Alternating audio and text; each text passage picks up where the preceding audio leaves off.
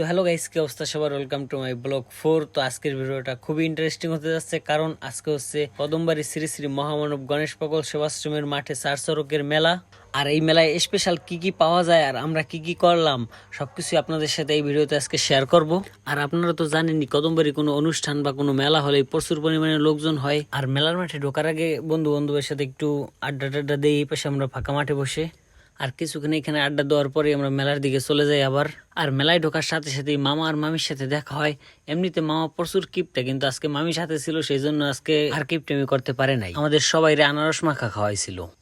তো মেলা দিয়ে আরো কিছু সময় ঘোরাঘুরি করার পর হঠাৎ করে সজীব মামার সাথে দেখা হয়। তো সজীব মামা আমার বলতেছিল, কি খাবি তুই আজকে যা খাইতে চাবি তাই খাওয়াবো। তারপর আমি মামার বললাম, আমি বেশি কিছু খাবো না, ওই পাশে একটা দোকানে নাকি ধুমা পাওয়া যায়, আমার একটু ধুমা খাও। তারপর মামা আমার ধুমা খাওয়াইলো। তো তার কিছু সময় পরে গাছগুলা শুরু হয়ে যায়। কিছু সময় এই জায়গায় দাঁড়াই দাঁড়াই গাছগুলা দেখি। এই জায়গায় মূলত প্রচুর গরম ছিল, যার কারণে আমরা ফাঁকায় চলে আসি। পরবর্তীতে সন্ধ্যার দিকে আবার মেলার দিকে যাই। তো মেলায় যাওয়ার সঙ্গে সঙ্গে বিয়ার স্টুডিওর ওনার বিবাস দার সাথে দেখা হয়েছিল। দাদা তার পেজের জন্য ভিডিও শুট করতেছিল। তারপর আমরা মেলা দিয়ে আরো কিছু সময় ঘোরাঘুরি করার পর আরো কিছু খাওয়া দাওয়া করি।